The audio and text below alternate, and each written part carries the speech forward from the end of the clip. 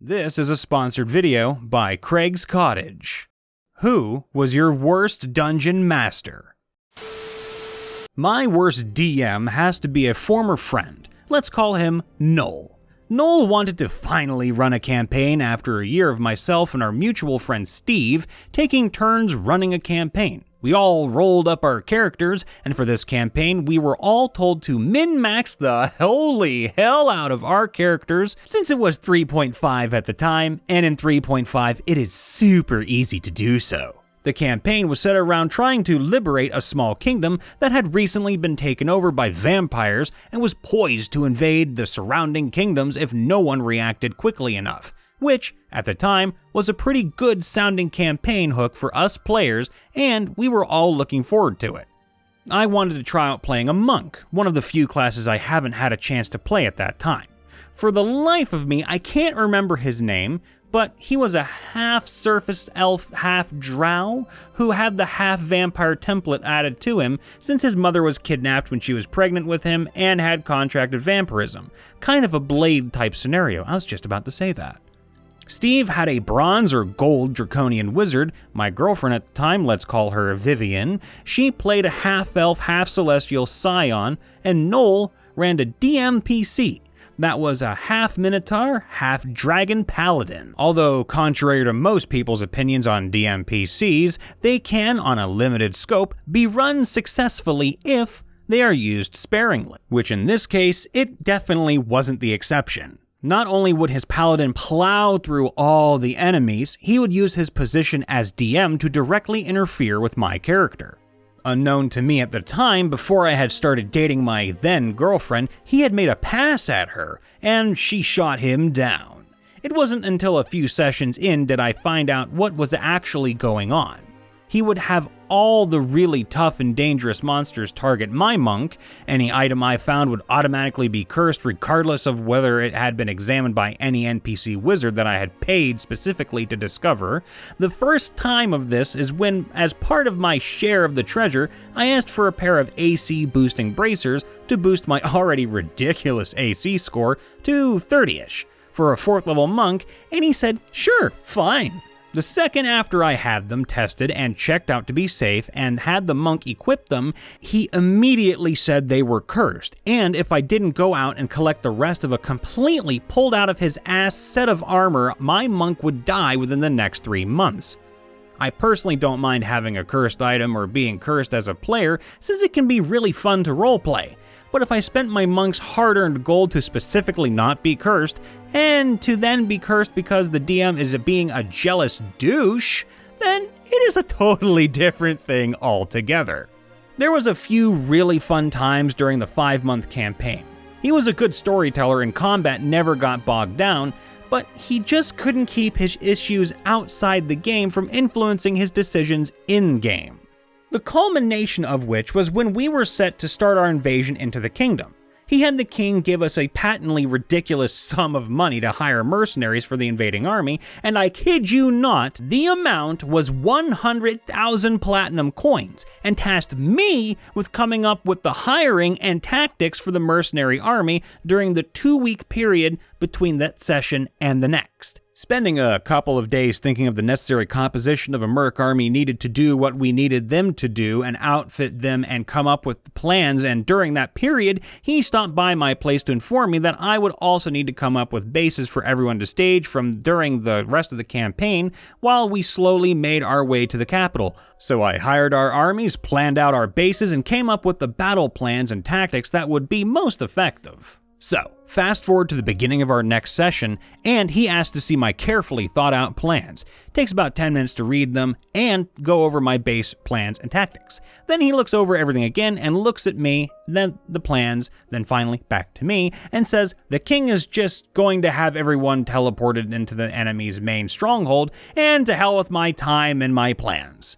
I honestly was a little more than pissed off at the time, but I took a deep breath and said, sure, Noel, you are the DM and it's your game. I could clearly tell he had no idea how he would be able to, as a DM, to be able to stop the PC's army from completely destroying all of his carefully laid plans. Steve, a few months later, said Noel said to him when he read the plans he knew that he was totally screwed. He had been planning for us to make it halfway to the capital before he crushed everybody and have us dragged before the vampires' leaders. Honestly, if he had said, "Hey Greg, if I can't beat your plans, can we try something else out or maybe tone down the plans a little?" I would have gladly gone with it. The point where I left the campaign was when we, the players, and about half the original mercenaries were teleported en masse into the leader's tower. About 150 of us, which all but the party and a small handful of them party surviving the trip, with the rest plunging into the gruesome deaths over 100 feet down outside of the tower, with my monk barely managing to make a reflex save to grab a hold of the window of the tower as I appeared midair outside of one of the windows of said tower. After pulling himself into the tower partly, was immediately swarmed by the leaders, and 2 or 3 dozen vampires were pinned to the floor by a homebrewed spell that had a save DC around 35. He decided to end the session for that week at that spot, at which point I told him I was done with the game if he was going to be constantly adversarial for the rest of the campaign. I asked him if we could spend some time talking out whatever problems or issues he was having with me and our friendship. At this point, we had been what I thought were pretty good friends for a couple of years at that point. But his response was, "If I didn't show up next week to consider both the game and our friendship over." He wouldn't even attempt to talk it out with me whatsoever, and at that point I was feeling really fed up. And I told him if we're gonna be like that, then get back to me when he pulled his head out of his ass, and then maybe we could talk like adults. So that was the worst DM I ever had. Today's sponsor for the video is our near and dear friend Craig over at Craig's Cottage. Don't you love collecting all of those shiny and themed dice sets, but hate never having anywhere to put them except that plastic sorting box or the one you made out of Legos? Well, Craig's Cottage has a solution for you in the form of beautifully crocheted dice bags. Made with 100% acrylic yarn, these bags come in a variety of shapes that include cacti, money bags, cupcakes, and his flagship baby, the mushroom. Each bag can hold 4 full sets of plastic or resin dice, or 2 metal cast sets, supporting a total of 1 whole pound of dice, which is almost as heavy as I am, ho ho. You can even use them as set pieces for your next game session. Best part is that he also sells the patterns too, in case you want to crochet something yourself and get your creativity on. Using code RIPDADDY, good through October 20th of 2020, you can net 20% off of your order as long as it's over $5, and anything over $35 gets free shipping automatically. Go grab your coin purse, ladies and gentlemen, so you can buy one of these excellent bags today. I've been lucky that I haven't had the worst DMs compared to some other stories I've heard. My worst DM, though? He didn't like 3.5, because he said that in 3.5, everyone is overpowered. So we played 2nd edition. I made a character with the standard rules and created a nice background that could be brought into play. The other characters were entirely overpowered. One character was a class the DM created himself. Basically, she was a goddess. Her power levels were extremely high, and he created new spells for the class that could wipe out swaths of enemies with a single sweep. He later said that the homemade class was just as he'd hoped it would be, as he designed it to be able to handle an entire adventure alone with no other players. Which could be cool, though still a bit too easy for a solo adventure, but it left the rest of the party obsolete. Other players just pretty much added any abilities they wanted with just a say-so, with no replacement for other established abilities, like the cleric. He had several skeleton servants and had the ability to make more with any bones he found. That was kind of tacked on to his normal cleric abilities, just because he had written it into his background. He wasn't so much of a Monty Hall DM as far as treasure goes, but he would give players anything they wanted. As a DM, I would ask for character goals and wants and then try to let the characters earn them. He, on the other hand, just handed everything out. The paladin wanted a holy sword with other abilities, and so he had it. Not too bad there. He also wanted, as a goal, to have a dragon mount and a castle for us to use as a base. Luckily, he didn't start off with that, but he missed the 2nd session, and when he came back for the 3rd, he just came back with a dragon that he somehow got in a background adventure while he was away from us. Then, we gained control of a castle with very little challenge.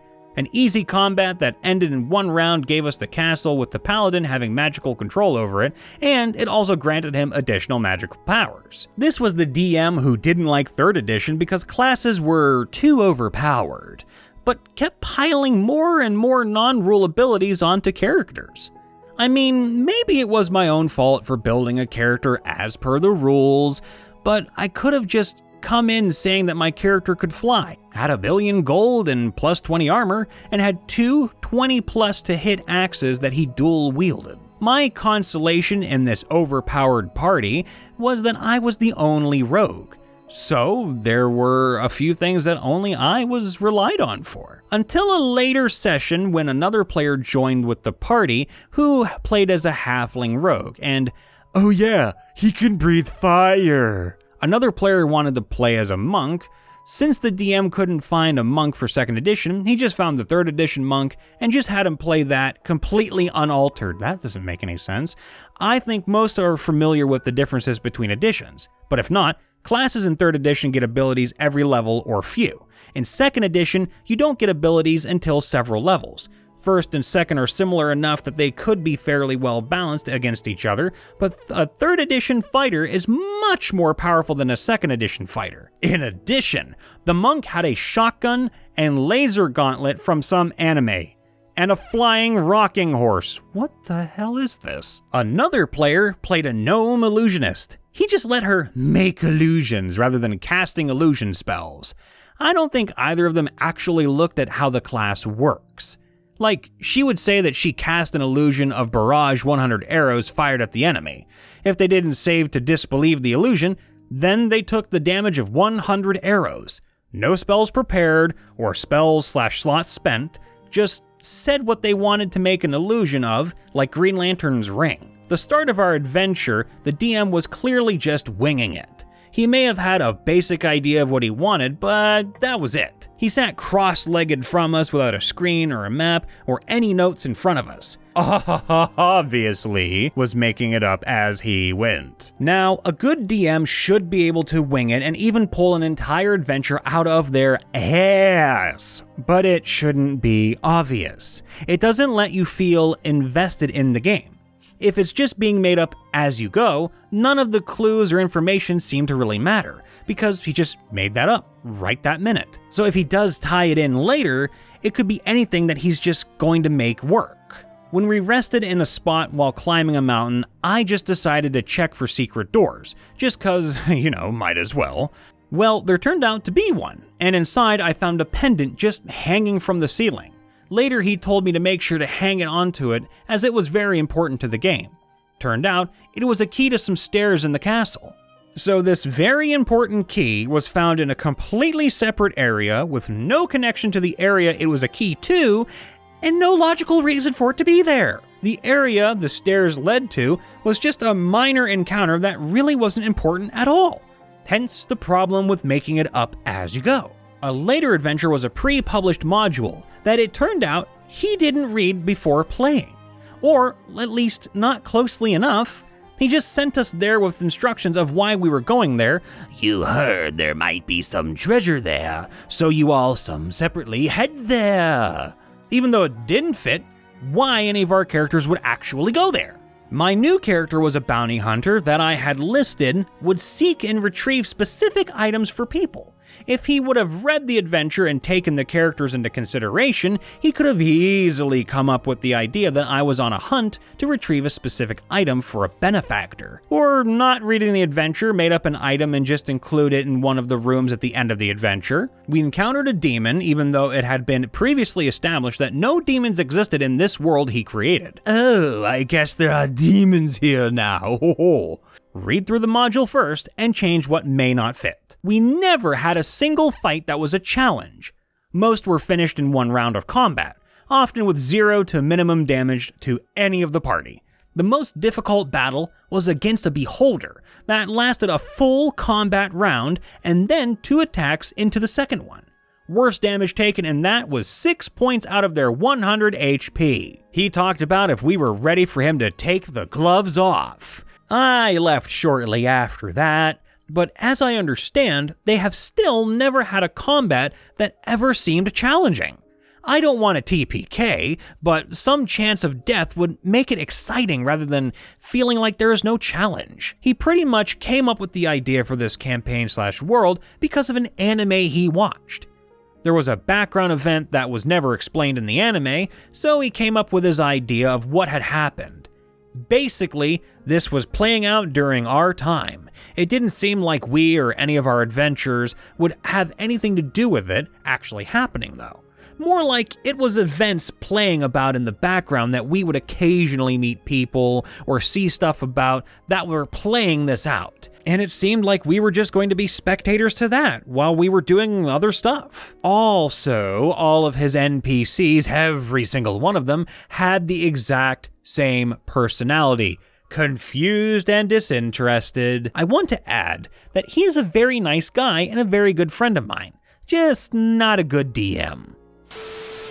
Hey everyone, Brian here. Hello and welcome back to all of our subscribers and friends, and a big warm welcome to all those coming to the channel for the first time. Make sure to roll D20, and if it lands higher than 1, please give us a big subscribe and leave a like on the video. And if it rolls lower than 1, you need to sub twice, which is going to be impossible on both ends too. Be sure to ring that bell to get notified whenever we go live or upload, and check out our subreddit at MrRipper if you want to submit any TTRPG stories you have that you'd like us to read. You can also follow MrRipper on his Twitter for more updates and special goodies. As a help action, however, you can come follow me on YouTube or Twitter and join my Discord too. I'm a voice actor posting voice acting goodies and streaming games weekly, so find Brian Vaughn VA and give me some love too. Links are in the description below. Business talk aside, today's positive message has a bit of a loving theme to it, like they all do, but one we've heard before: connectivity. The power of connections in this day and age is way too undervalued. A simple hello, a reply to a comment, or even just a random wave to someone is sometimes enough to make someone happier or brighten their day. Every little thing that you say or do online or in person can establish that kind of connection. Take Craig from Craig's Cottage. I love the guy and I promote his stuff all the time because I really genuinely enjoy everything he's made. But I met him through MrRipper's narrations here, and now not only is he a partner and sponsor for me as well as MrRipper, but he's a genuine fan of my content and, in my opinion, a friend. Though we're stuck indoors and the world is really chaotic still, we can find friendship as long as we're willing to not worry about life and just put ourselves out there a little bit. Of course, you're bound to run into some rotten apples in the basket, but you're going to find good people out there too who, much like you, just want someone to talk to every day. So keep trying, keep being nice to each other, and everyone around you, I mean, so not only your friends and family, but strangers too. But one more person deserves love and attention as well: yourself. So be happy and kind to yourself no matter how hard that is. I know it's hard some days, but look at yourself in the mirror, take 10 minutes away from the whole world, and just give yourself a little bit of a pamper every day, because you deserve to be happy and loved as well, all right? All the love from me to you. We will see you next time.